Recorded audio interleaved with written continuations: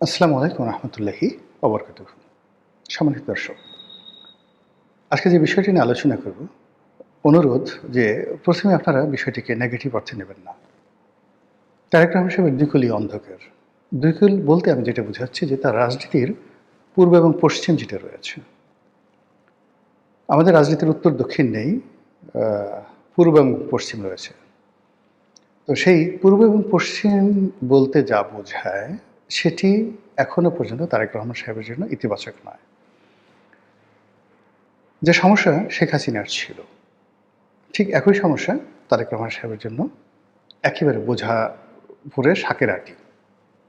মানে এমনি একে নতুন সরকার, ২ নম্বর হলো যে এই সরকারের মধ্যে জামাতের লোক, আওয়ামী লীগের লোক, বিএনপির লোক, এনসিপির লোক, ভারতের লোক, আমেরিকার লোক, চীনের লোক ভরা। তিনি কাউকে বিশ্বাস করতে পারছেন না, তিনি কাউকে নির্ভর করতে পারছেন না। যে লোকের ধরুন পররাষ্ট্রমন্ত্রী নিজের না, যে লোকের স্বরাষ্ট্রমন্ত্রী সম্পর্কে তার প্রতিপক্ষরা যে সকল কথাবার্তা বলছে, এই কথাবার্তার কোনো সদুত্তর দলের পক্ষ থেকে কেউ দিতে পারছে না। যেখানে স্বরাষ্ট্রমন্ত্রী বলছে অমুকের, অমুক ব্যক্তির, অমুক রাষ্ট্রের, অমুক অমুক, এই সমস্ত বাজে কথার একটা উত্তর বিএনপির পক্ষ থেকে দেওয়া যাচ্ছে না। স্বরাষ্ট্রমন্ত্রী নিজেও দিচ্ছেন না, তার পক্ষে কেউ কথা বলছে না। একজন স্বরাষ্ট্রমন্ত্রীকে বলা হচ্ছে রয়্যাল লোক, এএস আলমের লোক। এই সমস্ত কথা সহ্য করা যায় বলেন তো? এই গেল স্বরাষ্ট্রমন্ত্রীর কথা।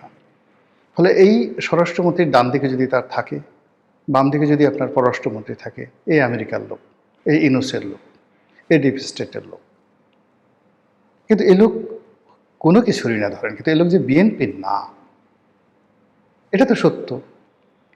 তো এই বিষয়গুলো এখন তারেক রহমান সাহেব ধরেন তার স্বরাষ্ট্রমন্ত্রী, তার পররাষ্ট্রমন্ত্রী, তাদের ব্যাপারে তাকে চোখ বুঝে নির্ভর করতে হবে। এর চেয়ে গুরুত্বপূর্ণ মন্ত্রণালয় বাংলাদেশের দ্বিতীয়টি নেই। দুটোই গুরুত্বপূর্ণ মন্ত্রণালয় আছে। গেল সেন্ট্রাল ব্যাংকের অর্থব্যবস্থা। এখানে এই ভদ্রলোক আসলেন গভর্নর হয়ে। ওনার সঙ্গে দলের কি সম্পর্ক? মানে সবচেয়ে এই মুহূর্তে অর্থমন্ত্রীর চাইতেও গুরুত্বপূর্ণ হলো বাংলাদেশ ব্যাংকের গভর্নর। এই ভদ্রলোকের সঙ্গে বিএনপির কী সম্পর্ক, অর্থনীতির কী সম্পর্ক, তারেক রহমান সাহেবের কী সম্পর্ক, আমরা কিছুই জানি না। কিন্তু উনি সরকারের সবচেয়ে গুরুত্বপূর্ণ ৩ নম্বর যে পদটি সেন্সিটিভ, সেখানে এসে বসলেন। এরপরে ধরেন সরকারের পরিকল্পনা মন্ত্রণালয়। মানে যদি বলা হয় বাংলাদেশকে যদি আগামীতে এগিয়ে নিতে পারে, সেটা হলো পরিকল্পনা মন্ত্রণালয়। সেখানে মন্ত্রীকে জুনায়েদ সাকিব, সে তার দলের লোক নয়, এটাই সে প্রথম এমপি, এটাই সে প্রথম মন্ত্রী। রাজপথে দাঁড়িয়ে জোরে জোরে কথা বলা, হাত উঁচু করে কথা বলা, এইগুলো ছাড়া তো ২ কলম লিখতে পারে। আর প্রথম আলোর প্রমোশন মানে মতিউর রহমান, মাহফুজা নাম গংদের বাই প্রোডাক্ট। এছাড়া এই ছেলের একটা পরিকল্পনা মন্ত্রণালয় চালানোর যোগ্যতা আছে। আপনারা যদি কেউ আমাকে বলতে পারেন, বা ওই ছেলে যদি আমাকে বলতে পারে যে রনি ভাই আমার এই পরিকল্পনা মন্ত্রণালয় চালানোর যোগ্যতা আছে, I can do better than you, আপনার সে ভালো করতে পারে, অন্য কারো দরকার নেই, হাতে চুরি পরে ঢাকা শহরে ঘুরব, তাকে আপনি বাংলাদেশের মানে অর্থ মন্ত্রণালয়ের চাইতেও পরিকল্পনা মন্ত্রণালয়ে আপনি বসিয়ে দিয়েছেন। ফলে আপনার কোন কুল আছে? আপনি এখানে একজন ভদ্রলোকে নিয়ে আসছেন পররাষ্ট্র উপদেষ্টা রূপে, যেখানে যাচ্ছে খলিলুর রহমানের সাথে গেছে। খলিলুর রহমান সাহেব যদি আকাশের চাঁদ হয়, এ লোক মোমবাতি, অবোধ শিশু, এখনও রাজনীতি, অর্থনীতি, পররাষ্ট্রনীতির তার যে দুধ দাঁত এটা গজিয়েছে, এটা পররাষ্ট্র মন্ত্রণালয়ের একটা জুনিয়র, যে যাকে বলা হয় ফার্স্ট সেক্রেটারি কোনো একটা মন্ত্রণালয়ের, মানে আয়দার মন্ত্রণালয়ের অথবা যাকে বলা হয় দূতাবাসের, বলতে পারবে না, রেসপেক্টিভ মানে একজন লোক পররাষ্ট্র উপদেষ্টা হবেন, যেখানে আগে রিয়াজ রহমান ছিলেন, যেখানে আগে শমশের মোবিন চৌধুরী ছিলেন। শমশের মোবিন চৌধুরীর মতো মানুষ ওই সময়টাতে বেগম জিয়াকে যেভাবে ভারতে নিয়ে সংবর্ধনা দিয়েছিলেন, মনমোহন সিং স্বয়ং এয়ারপোর্টে এসে তাকে রিসিভ করেছেন একজন শমশের মোবিন চৌধুরীকে, চৌধুরীর কারণে। এবং শেখ হাসিনার বিকল্প হিসেবে ওই সময় শেখ হাসিনার রেজিম, শেখ হাসিনার জমানাতে বেগম জিয়া বিরোধী দলীয় নেত্রী হিসেবে যাচ্ছে এবং তাকে রিসিভ করার জন্য প্রধানমন্ত্রী মনমোহন সিং এয়ারপোর্টে চলে এসছে, নিজে গাড়ির দরজা খুলে দিয়েছে। রেকর্ড কার জন্য? There were somebody in the foreign affairs matter. এটা শমশের মোবিন চৌধুরী করেছেন।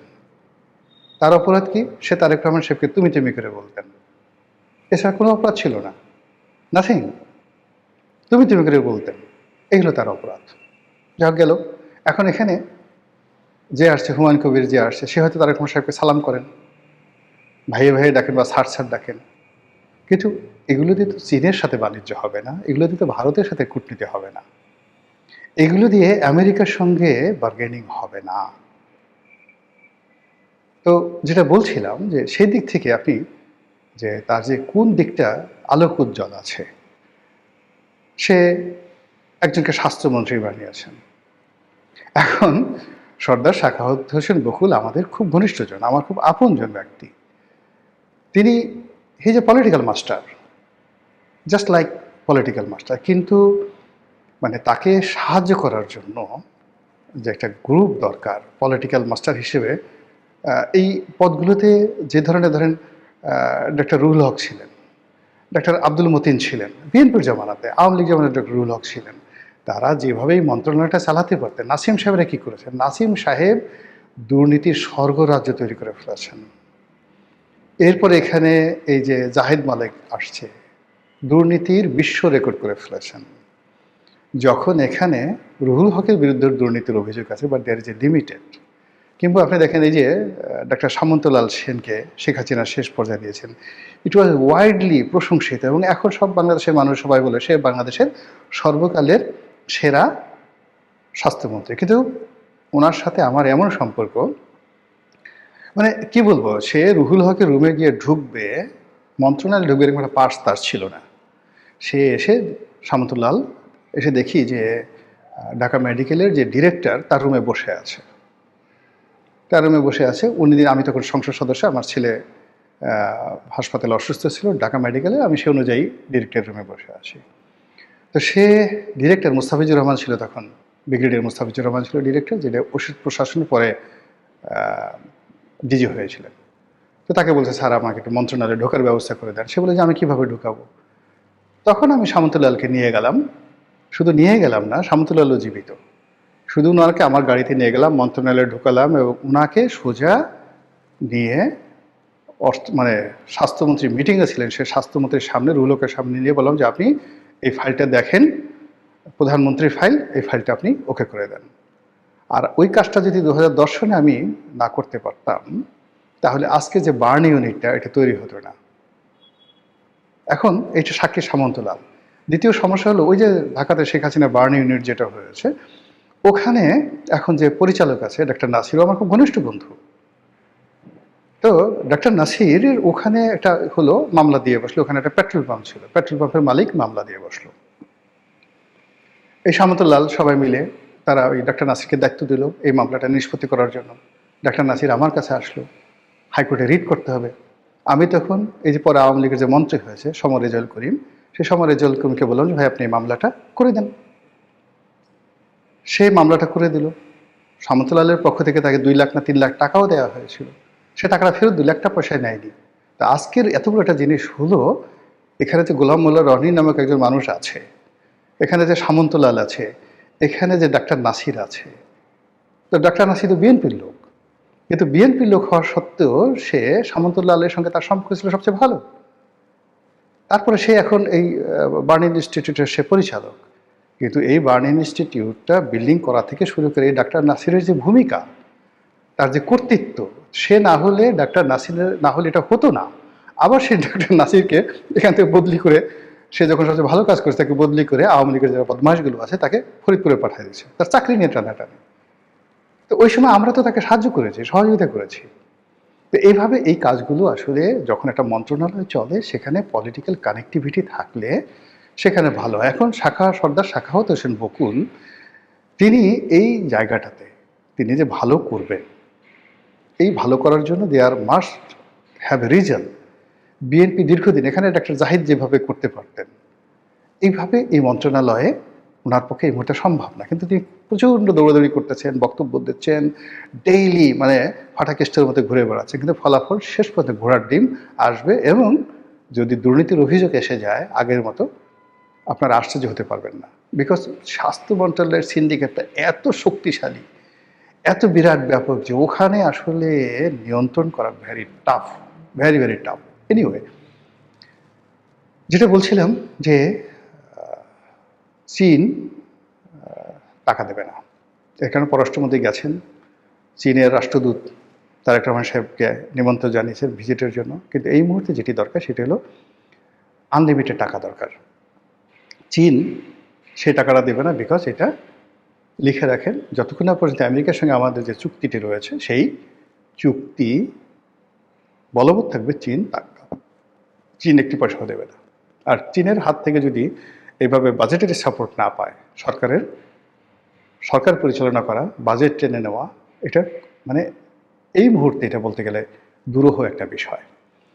দ্বিতীয়ত হলো যে আমেরিকাকে পৃথিবীতে কেউ কখনো সুখী করতে পারেনি, যেখানে সৌদি আরব পারেনি, কাতার পারেনি, যেখানে কুয়েত পারছে না, যেখানে ইরান পারেনি। ইরানের মতো এত ঐতিহ্যবাহী একটা রাষ্ট্র, তারা তো আমেরিকার সাথে সম্পর্ক রক্ষা করার চেষ্টা করেছে, তাদের প্রথম থেকে সুদীর্ঘকালের আমেরিকার সঙ্গে তাদের বন্ধুত্ব, সেটা তারা পারেনি। ইভেন খমেনি চেষ্টা করেছে, হয়নি। এরা সরাসরি অহংকারী, উদ্যত, তারা শুধুমাত্র সুযোগটা নেবে, তারপরে আপনাকে তাড়িয়ে দেবে। আমেরিকা বাংলাদেশ থেকে যা যা দরকার ছিল, প্রয়োজন ছিল, সব নেওয়া হয়ে গেছে।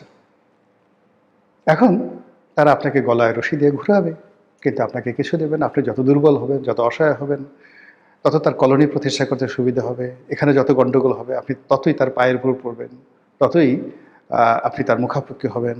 রাষ্ট্রদূত তো দূরের কথা, দেখা গেল আমেরিকার যে অ্যাম্বাসির যে আছে ঢাকাতে, তার একজন পিয়ন ড্রাইভার দারোয়ানের পেছনে আমাদের মন্ত্রী পর্যায়ের লোকরা ঘুরতে থাকবে, দেশের পরিস্থিতি যত সঙ্গীন হবে। 5টা বছর একেবারে শেখ হাসিনার মানে সরকারের তো 2008 থেকে যে 14 পর্যন্ত স্বর্ণালীর সময়, সেখানে বৃহত্তর যোগাযোগ মন্ত্রণালয়, রেল, তারপরে যে সেতু বিভাগ, এই সব বিভাগের সংসদীয় কমিটিতে ছিলাম। 3টা সাব কমিটির চেয়ারম্যান ছিলাম, অ্যাকাউন্টস, অডিট, এই 3টা সাব কমিটির চেয়ারম্যান ছিলাম। ফলে একটা রাষ্ট্র কীভাবে চলে, শেখ হাসিনা স্নেহ করতেন মানে ওখানে তোফায়েল সাহেবের মতো লোক, আমু সাহেবের মতো লোক, ওবায়দুল কাদের সাহেবের মতো লোক হাত ধরে বলতেন যে নেত্রী তোমারে পছন্দ করে, আমার বিষয়টা একটু বইল। ওবায়দুল কাদের জীবিত আছে, অস্বীকার করুক। তোফায়েল ভাই জীবিত আছেন, আমিও ভাই জীবিত আছেন। ক্ষমতার এত কাছাকাছি থেকে শেখ হাসিনার নাম ব্যবহার করে ঢাকা শহরে এক কাপ চা খেয়েছি, যদি কেউ বলতে পারে 2 হাত কেটে ফেলবো, 2 হাত কেটে ফেলবো। ওই জিনিসগুলো হয়নি। ফলে রাষ্ট্র কিভাবে চলে, ডিজিএফআইরা কি করে, এই জিনিসগুলো তো সিআইএ কি করে, এফবিআই কি করে, কি করে, এই জিনিসগুলো আমরা যারা রাষ্ট্র পরিচালনার সঙ্গে সম্পৃক্ত ছিলাম, এগুলো আমাদের মুখস্থ। ফলে এই কাজগুলো এখন যেভাবে চলছে, ভালোভাবে চলছে না। সরকারে যারা কর্তা ব্যক্তি আছেন, তারা এই জিনিসগুলো ভালোভাবে চালাতে পারছেন না, পারবেন বলেও মনে হচ্ছে না। মহান আল্লাহ আমাদের সবাইকে হেদায়েত দান করুন এবং হেফাজত করুন। আসসালামু আলাইকুম রহমতুল্লাহি ওয়া বারাকাতুহু।